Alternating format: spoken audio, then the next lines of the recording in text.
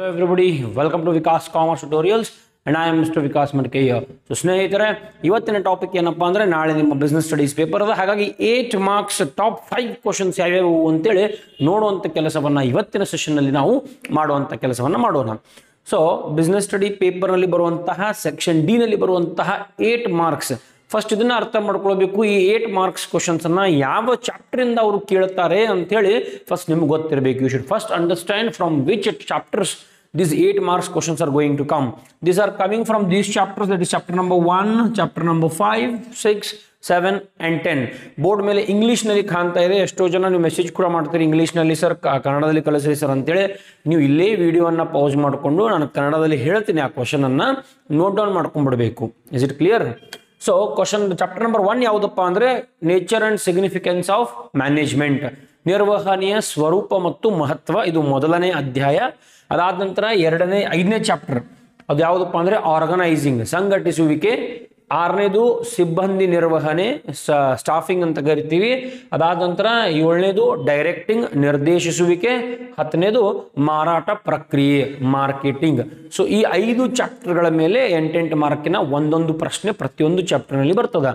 ನಿರ್ವಹಣೆಯ ಸ್ವರೂಪ ಮತ್ತು ಮಹತ್ವ ಇದ್ರ ಮೇಲೆ ಒಂದು ಕ್ವಶನ್, ಸಂಘಟಿಸುವಿಕೆ ಮೇಲೆ ಒಂದು, ಸಿಬ್ಬಂದಿ ನಿರ್ವಹಣೆ ಮೇಲೆ ಒಂದು, ನಿರ್ದೇಶಿಸುವಿಕೆ ಮೇಲೆ ಒಂದು, ಮಾರ್ಕೆಟಿಂಗ್ ಅಥವಾ ಮಾರಾಟ ಪ್ರಕ್ರಿಯೆ ಮೇಲೆ ಒಂದು ಕ್ವಶನ್ ಬರ್ತದೆ. ಈ ರೀತಿ 5 ಕ್ವಶನ್ಸ್ ಯಾವ್ಯಾವುದನ್ನ ನಾವು ಸ್ಟಡಿ ಮಾಡ್ಬೇಕ್ರಿ ಸರ. ಲಾಸ್ಟ್ ಸಲ ನಾನು ಒಂದ್ಸಲ ಕೊಟ್ಟಿದ್ದೆ 8 ಮಾರ್ಕ್ಸ್ ಇಂಪಾರ್ಟೆಂಟ್ ಕ್ವಶನ್ಸ್ ಅಂತ, ಇನ್ನಷ್ಟು ಕನ್ವರ್ಟ್ ಮಾಡಿ ಕೊಡುವಂಥ ಪ್ರಯತ್ನವನ್ನು ಮಾಡ್ತಾ ಇದ್ದೀನಿ. ಲಾಸ್ಟ್ ಟೈಮ್ ಅಕೌಂಟೆನ್ಸಿ ಪೇಪರಲ್ಲಿ ನಾವು ಕೊಟ್ಟಿರುವಂತಹ 95%ಗಿಂತನೂ ಜಾಸ್ತಿ ಕ್ವಶನ್ಸ್ ಬಂದಿದ್ದು. 6 ಮಾರ್ಕ್ಸ್ 12 ಮಾರ್ಕ್ಸ್ ನಾವು ಹೇಳ್ತಾ ಇದ್ವಿ, ಅದೇ ಕ್ವಶನ್ಸ್ಗಳು ರಿಪೀಟ್ ಆಗಿವೆ. ಸೊ ಇಲ್ಲೂ ಕೂಡ ಚಾನ್ಸಸ್ ಅದ ಅಂತೇಳಿ ನನ್ನ ಒಂದು ಅನಿಸಿಕೆ. So come let us start hour session. So ವಿಡಿಯೋನ ಸ್ಕಿಪ್ ಮಾಡಿದ್ರೆ ಕೊನೆವರೆಗೂ ನೋಡಿದ್ರೆ ನಿಮಗೆ ಎಲ್ಲ ಇಂಪಾರ್ಟೆಂಟ್ ಕ್ವಶನ್ಸ್ ಗೊತ್ತಾಗ್ತದೆ. So let us start. So ಇಲ್ಲಿ ನಾನು ಫಸ್ಟ್ ಚಾಪ್ಟರ್ನ ಯಾವ ಕ್ವಶನ್ ತಗೋತಾ ಇದ್ದೀನಿಪ್ಪ ಅಂದ್ರೆ ಕ್ಯಾರೆಕ್ಟರಿಸ್ಟಿಕ್ಸ್ ಆಫ್ ಮ್ಯಾನೇಜ್ಮೆಂಟ್, ನಿರ್ವಹಣೆಯ ಗುಣಲಕ್ಷಣಗಳು. ಮೊದಲನೇ ಇಂಪಾರ್ಟೆಂಟ್ ಕ್ವಶನ್ ನಿರ್ವಹಣೆಯ ಗುಣಲಕ್ಷಣ. ಇಲ್ಲಿ ಆಕ್ಚುಲಿ 2 ಕ್ವಶನ್ ಅದಾವ್ರಿ. ಅದು ಮತ್ತೊಂದು ಕ್ವಶನ್ ಅದ, management is an art and science, both are complementary to each other. ಈ ರೀತಿ ಒಂದು ಕ್ವಶನ್ ಅದ ನೋಡ್ರಿ. ವಿಜ್ಞಾನ ನಿರ್ವಹಣೆಯು ಕಲೆ ಮತ್ತು ವಿಜ್ಞಾನ ಅವು ಪ್ರತ್ಯೇಕವಾಗಿಲ್ಲ, ಬದಲಿಗೆ ಪರಸ್ಪರ ಪೂರಕ ಅಂತೇಳಿ ಈ ರೀತಿ ಒಂದು ಕ್ವಶನ್ ಅದ. ಸೊ ಅದಕ್ಕೆ ನಾನು ಜಾಸ್ತಿ ಒತ್ತನ್ನು ಕೊಡ್ತಾಯಿಲ್ಲ, ಬಿಕಾಸ್ ಅದು ಬಹಳಷ್ಟು ವಿದ್ಯಾರ್ಥಿಗಳಿಗೆ ತಲೆಯಲ್ಲಿ ಹೋಗುವಂತಹ ಒಂದು ಆನ್ಸರ್ ಅಲ್ಲ. ಅಲ್ಲಿ ಒಂದು 12 ಪಾಯಿಂಟ್ಸ್ ಬರೀಬೇಕಾಗ್ತದೆ. ಕಲೆಯ ಲಕ್ಷಣ, ಕಲೆ ವಿಜ್ಞಾನವಾಗಿ ನಿರ್ವಹಣೆಯಾಗಿ ಏನು ಮಾಡ್ತದೆ, ನಿರ್ವಹಣೆಯು ಕಲೆಯಾಗಿ ಯಾವ ರೀತಿ, ಅದಕ್ಕೆ 3 ಪಾಯಿಂಟ್ಸ್. ವಿಜ್ಞಾನದ 3 ಲಕ್ಷಣ, ಆಮೇಲೆ ನಿರ್ವಹಣೆಯು ವಿಜ್ಞಾನವಾಗಿ ಹೇಗೆ ಕೆಲಸ ಮಾಡ್ತದೆ. ಸೊ 3 ಈ ರೀತಿ 12-13 ಪಾಯಿಂಟ್ಸ್ಗಳನ್ನ ಬರೀಬೇಕು. ಬಹಳಷ್ಟು ಲೆಂದಿ ಆಗ್ತದೆ. ಹಾಗಾಗಿ ನಾನು ಇಂಪಾರ್ಟೆನ್ಸ್ ಇಲ್ಲಿ ತಗೋತಾ ಇರೋದು ಕ್ಯಾರೆಕ್ಟರಿಸ್ಟಿಕ್ಸ್ ಆಫ್ ಮ್ಯಾನೇಜ್ಮೆಂಟ್ಗೆ, ನಿರ್ವಹಣೆಯ ಗುಣಲಕ್ಷಣಗಳು. ಬಿಕಾಸ್ 8 ಪಾಯಿಂಟ್ಸ್ ಬರೀಬೇಕು, ಈಸಿಯಾಗಿ 8 ಪಾಯಿಂಟ್ಸ್ ಸಿಗುವಂಥದ್ದು. ಬಹಳಷ್ಟು ಸಲ ರಿಪೀಟ್ ಆಗಿರುವಂಥ ಕ್ವಶನ್. ಒಂದು ವೇಳೆ ಆ ಕಲೆ ಮತ್ತು ವಿಜ್ಞಾನ ಕ್ವಶನ್ ಬಂದ್ರೂ ಏನು ಸಮಸ್ಯೆ ಇಲ್ಲ, you have still options. But ಅದನ್ನ ಓದ್ಕೊಂತ ಕುಂತು ಉಳ್ಕಿದ್ದನ್ನ ಬಿಡಬೇಡ್ರಿ. ಇದು ಈಸಿ ಅದ. ಮ್ಯಾನೇಜ್ಮೆಂಟ್ ಕ್ಯಾರೆಕ್ಟರಿಸ್ಟಿಕ್ಸ್, ನಿರ್ವಹಣೆಯ ಗುಣಲಕ್ಷಣ ತಲೆಯಾಗಿ ಈಸಿಯಾಗಿ ಹೋಗ್ತದೆ. ಸೊ ಹಾಗಾಗಿ ಇದನ್ನ ಸ್ಟಡಿ ಮಾಡುವಂಥ ಕೆಲಸವನ್ನ ಮಾಡ್ರಿ. Coming to chapter number 5. Chapter number 5 ಯಾವುದಪ್ಪ ಅಂದ್ರೆ ಆರ್ಗನೈಸಿಂಗ್, ಸಂಘಟಿಸುವಿಕೆ ಅಂತ ಕರಿತೀವಿ. ಸಂಘಟಿಸುವಿಕೆಯಲ್ಲಿ ಯಾವುದು ಇಂಪಾರ್ಟೆಂಟ್ ಕ್ವಶನ್ಸ್, ಇಲ್ಲಿ 2 ಕ್ವಶನ್ಸ್ಗಳನ್ನ ಬರೆದಿದ್ದೀನಿ. ಕರೆಕ್ಟಾ? ಒಂದು ಇಂಪಾರ್ಟೆನ್ಸ್ ಆಫ್ ಆರ್ಗನೈಸಿಂಗ್, ಮತ್ತೊಂದು ಪ್ರತಿ ನಿಯೋಜನೆ ಎಂದರೇನು, what is delegation and importance of delegation. ಸಂಘಟಿಸುವಿಕೆಯ ಪ್ರಾಮುಖ್ಯತೆ, ಪ್ರತಿ ನಿಯೋಜನೆ ಎಂದರೇನು, ಪ್ರತಿ ನಿಯೋಜನೆಯ ಪ್ರಾಮುಖ್ಯತೆಯನ್ನು ಬರೆಯಿರಿ. ಸೊ 2 ರೀತಿ ಪ್ರಾಮುಖ್ಯತೆ, ಒಂದು ಸಂಘಟಿಸುವಿಕೆಯ ಪ್ರಾಮುಖ್ಯತೆ, ಮತ್ತೊಂದು ಪ್ರತಿ ನಿಯೋಜನೆಯ ಪ್ರಾಮುಖ್ಯತೆ. ಇಲ್ಲಿ ಕೇಳ್ತಾ ನಾವು ಸಂಘಟಿಸುವಿಕೆ ಅಂದರೆ ಏನು, ಆಮೇಲೆ ಪ್ರಾಮುಖ್ಯತೆ, ಪ್ರತಿ ನಿಯೋಜನೆ ಎಂದರೇನು, ಆಮೇಲೆ ಪ್ರಾಮುಖ್ಯತೆ.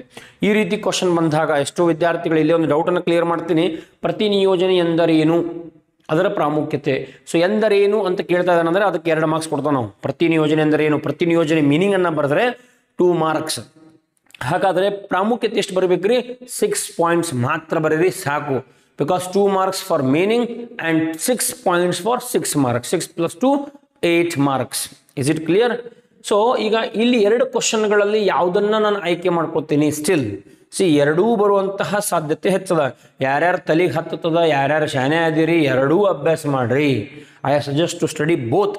ಬಟ್ ಸ್ಟಿಲ್ ಸರ್ ಬೇಡ ಸರ್ ನನಗೆ ಯಾವುದಾದ್ರೂ ಒಂದು ಇಂಪಾರ್ಟೆಂಟ್ ಮಾಡಿ ಕೊಡಿ ಸರ್ ಅಂತ ನೀವು ಕೇಳೋದಾದರೆ ಚಾನ್ಸಸ್ ಯಾವುದಕ್ಕೆ ಜಾಸ್ತಿ, 100% ನಾನು ಎರಡೂ ಪ್ರಿಫರ್ ಮಾಡ್ತೀನಿ, ಎರಡೂ ಓದ್ರಿ. ಬಟ್ ಸ್ಟಿಲ್ ಒಂದು ಅನುಭವದ ಮೇಲೆ ಚಾನ್ಸಸ್ ಹೆಚ್ಚು ಅಂತ ಅನಿಸ್ಬಹುದು ನನಗೆ. ನಾವು ಕೂಡ ಮನುಷ್ಯರು, ನಾವು ಕೂಡ ಊಹೆ ಮಾಡ್ತಾ ಇದ್ದೀವಿ, ನಾವು ಯಾರೂ ಭಗವಂತರಲ್ಲ, ಜಸ್ಟ್ ಊಹೆ ಅನುಭವದ ಆಧಾರದ ಮೇಲೆ ನಾನು ಹೇಳೋದು. ಇಲ್ಲಿ ನಿಮಗೆ ಬರಬಹುದು importance of organising. So our top number 1 characteristics of management, ನಿರ್ವಹಣೆಯ ಗುಣಲಕ್ಷಣ. Top number 2 importance of organising, ಸಂಘಟಿಸುವಿಕೆ ಎಂದರೇನು, ಸಂಘಟಿಸುವಿಕೆಯ ಪ್ರಾಮುಖ್ಯತೆಯನ್ನು ವಿವರಿಸಿ. ಇದು ನನ್ನ ಟಾಪ್ 2ನೇ ಕ್ವಶನ್. ಓಕೆ, ನೆಕ್ಸ್ಟ್ 6ನೇ ಚಾಪ್ಟರ್ ಯಾವುದಪ್ಪ ಅಂದ್ರೆ ಸಿಬ್ಬಂದಿ ನಿರ್ವಹಣೆ, ಸ್ಟಾಫಿಂಗ್ ಅಂತೇಳಿ ಒಂದು 6ನೇ ಚಾಪ್ಟರ್ ಅದ. ಆ 6ನೇ ಚಾಪ್ಟರ್ ಇಂದ ಕೂಡ ನಾನು 2 ಕ್ವಶನ್ಸ್ ಅನ್ನ ಇಲ್ಲಿ ಮಾಡಿದ್ದೀನಿ. ಒಂದು ಸ್ಟಾಫಿಂಗ್ ಪ್ರೊಸೀಜರ್, ಮತ್ತೊಂದು 4 on the job and 4 off the job.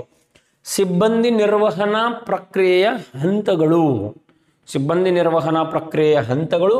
ಅದಾದ ನಂತರ 4 ಕಾರ್ಯನಿರತ ತರಬೇತಿಯ ವಿಧಾನಗಳು, 4 ಕಾರ್ಯೇತರ ತರಬೇತಿಯ ವಿಧಾನಗಳು ಅಂತ ಕರಿತೀವಿ. ಸೊ ಈ ರೀತಿ 2 ಇಂಪಾರ್ಟೆಂಟ್ ಕ್ವಶನ್ಸ್ ಅನ್ನ ಮಾಡಿದ್ದೀನಿ.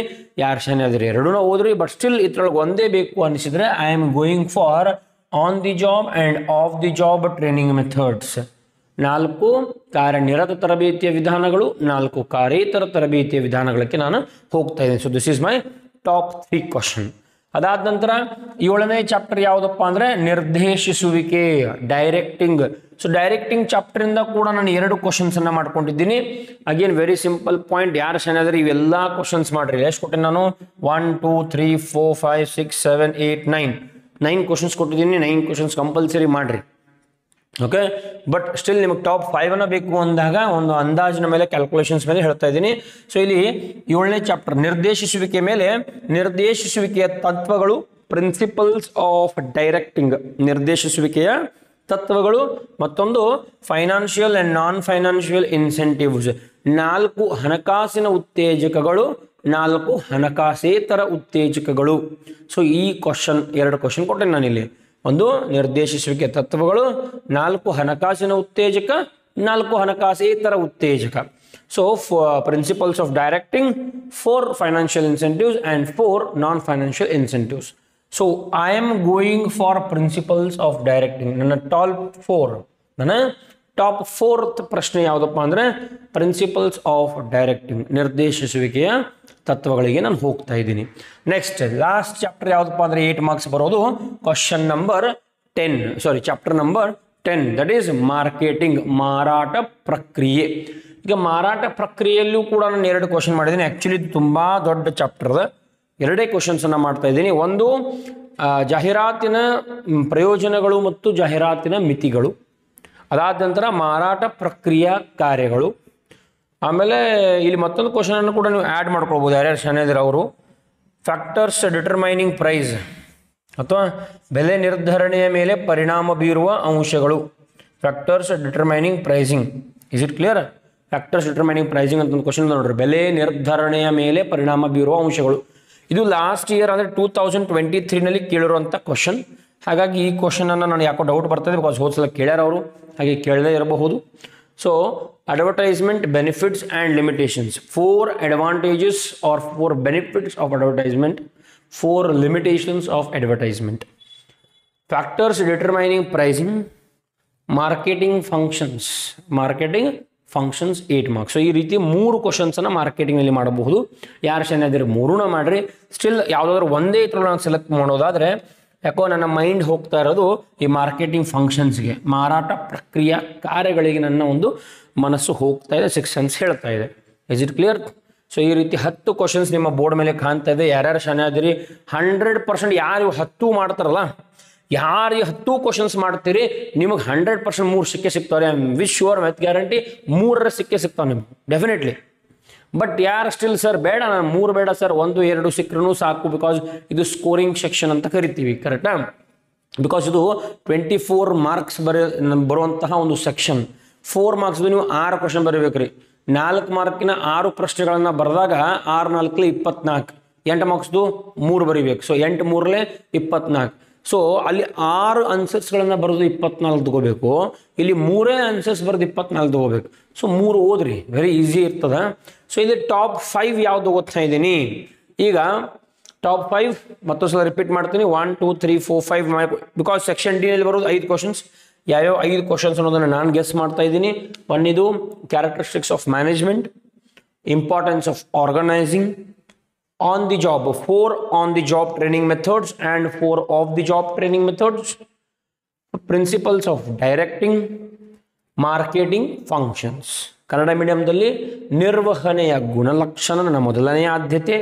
ಎರಡನೇ ಆದ್ಯತೆ ಸಂಘಟಿಸುವಿಕೆ ಎಂದರೇನು, ಸಂಘಟಿಸುವಿಕೆಯ ಪ್ರಾಮುಖ್ಯತೆಯನ್ನು ವಿವರಿಸಿ. ಮೂರನೇದು 4 ಕಾರ್ಯನಿರತ ತರಬೇತಿ ವಿಧಾನ, 4 ಕಾರ್ಯೇತರ ವಿಧಾನ. ನಾಲ್ಕನೇದು ನಿರ್ದೇಶಿಸುವಿಕೆಯ ತತ್ವಗಳು. ಐದನೇದು ಮಾರಾಟ ಪ್ರಕ್ರಿಯಾ ಕಾರ್ಯಗಳು. 5 ಕ್ವಶನ್ಸ್. ಈಗ ಈ 5 ಕ್ವಶನ್ಸ್ಗಳಲ್ಲಿ ನಿಮ್ಮ ಎಕ್ಸಾಮ್ಗೆ ಬರೋದು 3, ಕರೆಕ್ಟಾ? 3 ಬರೀಬೇಕಾಗಿರೋದು ನೀವು. ಸೊ ಈ 5ರಲ್ಲಿ ನನ್ನ ಲೆಕ್ಕಲೆ ಒಂದು 2-3 ಸಿಗ್ತಾವ್ರಿ. ಮಿನಿಮಮ್ ಟು ಮ್ಯಾಕ್ಸಿಮಮ್ 3 ಸಿಗ್ತಾವೆ. ಮಿನಿಮಮ್ ಅಂದ್ರೂ 2 ಸಿಗಬಹುದು ಈ 5 ಕ್ವಶನ್ಸ್ಗಳಲ್ಲಿ. ಇನ್ನು ಈ 10 ಕ್ವಶನ್ದಾಗಂತೂ ನಿಮಗೆ ಡೆಫಿನೆಟ್ಲಿ 3 ಸಿಗ್ತಾವೆ ಬಿಡ್ರಿ, ಯಾರು ಚೆನ್ನಾಗಿದ್ರೆ ಅವ್ರಿಗೂ. ಬಟ್ ಸ್ಟಿಲ್ ಎಷ್ಟೋ ಮಂದಿ ಮೆಸೇಜ್ ಮಾಡಿ ಸರ್ ಇನ್ನಷ್ಟು ಮೈನಸ್ ಮಾಡಿ ನಾನು ಹೇಳ್ಕೊಡಿ, ಇನ್ನಷ್ಟು ನಿಮಗೆ ಖಚಿತವಾದಂಥ ಕ್ವಶನ್ಸ್ ಬೇಕಪ್ಪ ಅಂದರೆ ಈ 5 ಕ್ವಶನ್ಸ್ಗಳಿಗೆ ಹೋಗ್ರಿ. Is it clear? So these are important questions of 8 marks. ಇದರ ಆನ್ಸರ್ಸ್ಗಳು ನಿಮಗೆ PDF ನಲ್ಲಿ ಅದ, ಆ ಕ್ವಶನ್ ಬ್ಯಾಂಕ್ ಅದ, ಆ ಕ್ವಶನ್ ಬ್ಯಾಂಕ್ ಗ್ರೂಪ್ನಲ್ಲಿ ಕೂಡ ಕಳಿಸಲಾಗ್ಯದ, ಅಲ್ಲಿ ನೀವು ಕಾಪಿ ಡೌನ್ ಮಾಡ್ಕೊಳ್ಬೋದು. ಅದಾದಮೇಲೆ 8 ಮಾರ್ಕ್ಸ್ ಬರೆಯುವಂಥ ಟೆಕ್ನಿಕ್, ಪ್ರೆಸೆಂಟೇಷನ್ ಯಾವ ರೀತಿ ಇರಬೇಕು ಅನ್ನೋ ವಿಡಿಯೋನ ಕೂಡ ತೊಗೊಂಬರ್ತೀನಿ ಸದ್ಯದಲ್ಲೇ. ಸೊ ಅಲ್ಲಿ ತನಕ ನೀವು ಇದನ್ನು ವಾಚ್ ಮಾಡಿ ಇಂಪಾರ್ಟೆಂಟ್ ಕ್ವಶನ್ಸ್ಗಳನ್ನ ನೋಟ್ ಡೌನ್ ಮಾಡ್ಕೊಳ್ರಿ. ಸೊ ಯಾರಿಗೆಲ್ಲ ಇದು ಹೆಲ್ಪ್ ಆಗ್ತದೆ ಅನಿಸ್ತದೋ ಅವ್ರಿಗೆಲ್ಲರಿಗೂ ಕೂಡ ಇದನ್ನು ಶೇರ್ ಮಾಡುವಂಥ ಕೆಲಸವನ್ನು ಮಾಡಿರಿ. ಸೊ ಅದೇ ರೀತಿ ನಮ್ಮ ಚಾನಲನ್ನು ಸಬ್ಸ್ಕ್ರೈಬ್ ಮಾಡಿಲ್ಲ ಅಂದರೆ ಪ್ಲೀಸ್ ಸಬ್ಸ್ಕ್ರೈಬ್ ಮಾಡಿ. ಅದೇ ರೀತಿ ಬೇರೆಯವ್ರಿಗೂ ಕೂಡ ಸಬ್ಸ್ಕ್ರೈಬ್ ಮಾಡಲಿಕ್ಕೆ ಹೇಳಿ. So thank you for being with us. Thank you for spending your valuable time. Thank you.